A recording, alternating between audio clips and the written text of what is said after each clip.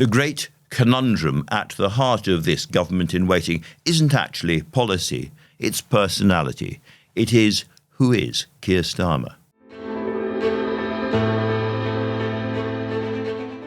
So this week, I am turning my attention to Keir Starmer. Who is he? Now, you might think that's a slightly silly second-level kind of question for the New Statesman to be asking, but I think it really matters.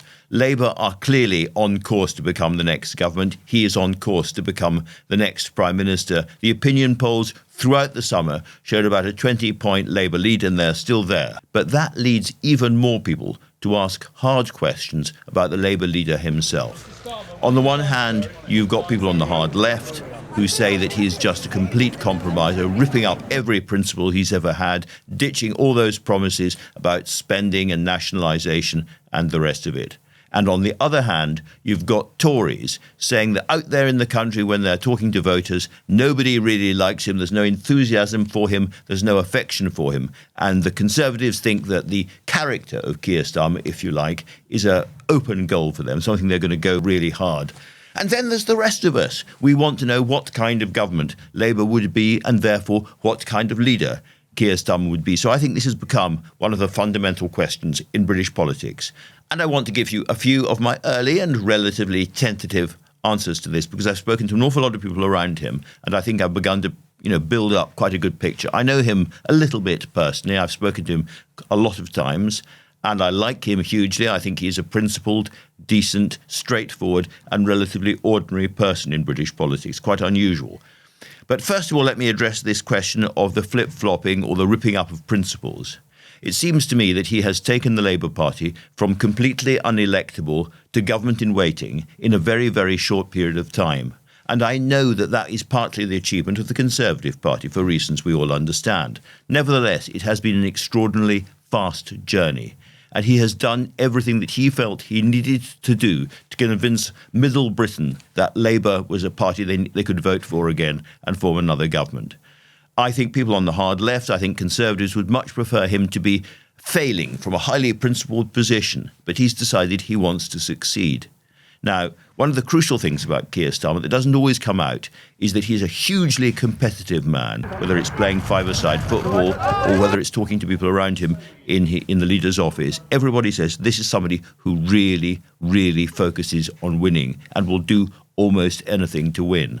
And there's that steeliness I think is really important to the story. I don't think that the reshuffle shows that he is a Blairite or the child of Blair. Basically, what Starmer has been trying to do is to promote the people into key jobs that he thinks will help him govern for the first period of a Labour government. And that means getting people of experience. Well, the only people of experience of government in the Labour side are, of course, people who were there during the Blair or Brown years. There's nobody left from the Callaghan years. So that means inevitably they are people who have worked closely with Blair or with Gordon Brown. That does not mean that Starmer is therefore a Blairite. And I want to look at that more directly as well, because I think Tony Blair loved to argue, he loved to try to win arguments, and he did have his own sort of political philosophy based on thinkers like McMurray and on his belief that the market should be brought deeply into public services because the market worked better than the state worked. Just as mass production has departed from industry, so the monolithic provision of services has to depart from the public sector. People want an individual service for them.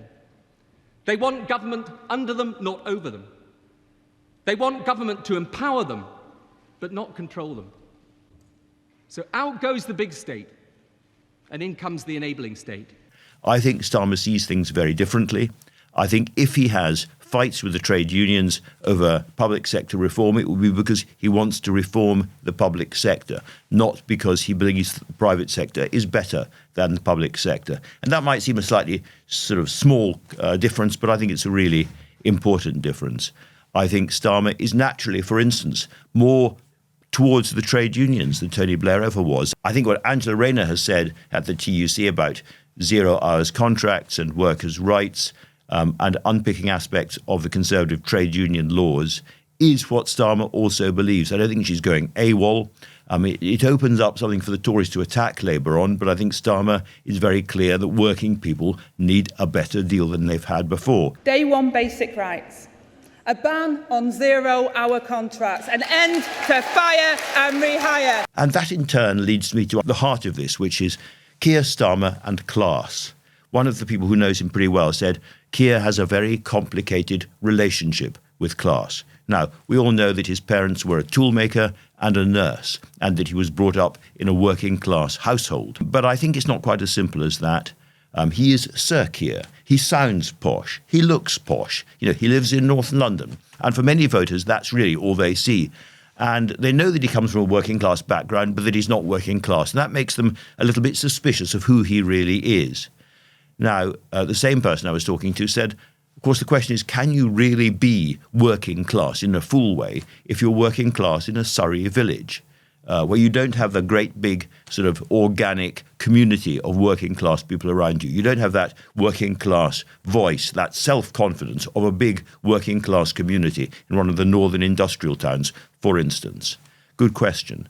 And if you look at Keir Starmer's siblings, they are an engineer, a carer, and the dinner lady. They are people who have not escaped, if you like, from working class life. I think class matters hugely to Keir Starmer, but he doesn't think in a conventional political way. This is somebody who thinks strongly about class, who has very strong egalitarian instincts, I think, who wants to break the prejudices and the shackles holding so many people in this country back, but doesn't have a big political philosophy surrounding that. It's very personal for him, which is a problem because he doesn't like talking personal. He's been persuaded to talk about his parents quite a lot, but he doesn't go beyond that, and he doesn't enjoy explaining who he is. He's not a natural, eloquent exhibitionist of the kind that we are so familiar with in politics. I think that is, if you like, who Keir Starmer really is. He is a really ordinary kind of bloke. I think he's highly competitive, he's steely, he knows who he is, and yes, he does have values, which are, in the end, values of the centre-left. So the trouble with Keir Starmer is not that he doesn't believe in anything. He believes in the importance of giving everybody better opportunities. He believes the state could work much more efficiently in clearing blockages in the economy. People who work with him say he's always going out there and meeting people, whether they be crane drivers or school teachers or people in the NHS, and hearing their stories. He's a good listener, hearing their stories about what's problematic in their lives and coming back into the office and saying, OK, what can we do to solve this problem? What can we do to clear this blockage? That's the kind of, as it were, technocratic, problem-solving politician he wants to be. He doesn't come back and give emotional speeches. He doesn't come back and break down. He has, one person said, a very good temperament in politics. He doesn't have a very strong ego. He doesn't mind other people in the shadow cabinet doing really well. In fact, he's pleased when they do. He's not always looking for plots. He's not always worried about where he stands in a pecking order. He has a very calm sense of who he is, probably because he came into politics so late.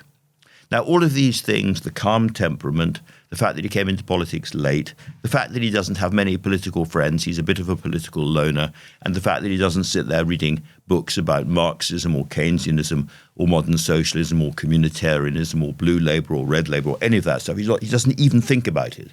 All of that makes him slightly fuzzy. So when people think of Keir Starmer, he's a bit odd round the edges. He does not fit into the national jigsaw. In this country, we tend to see people, politicians and everybody else, through a rather caricatured, crude class lens.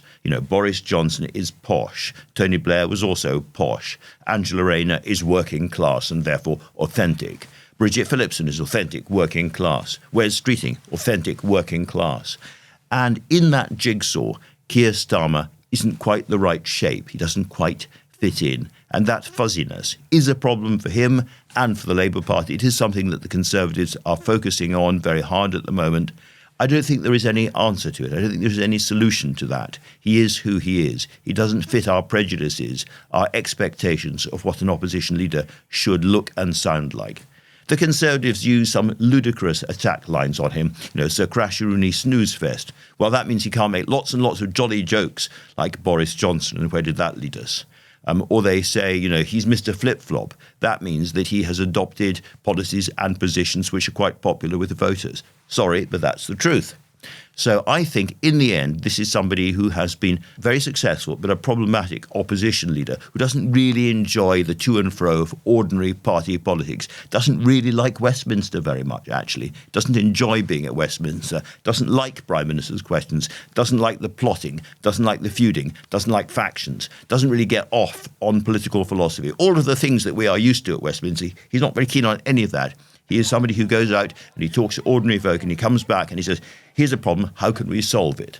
And that's why I think, in the end, he'd make a far better Prime Minister than an opposition leader.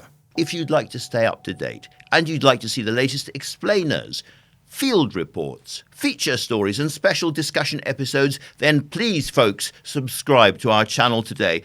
Brought to you by Canaccord Genuity Wealth Management. Experienced wealth managers who go above and beyond to guide and support you. Can do is more than just an attitude. Can do is navigating today for a brighter tomorrow.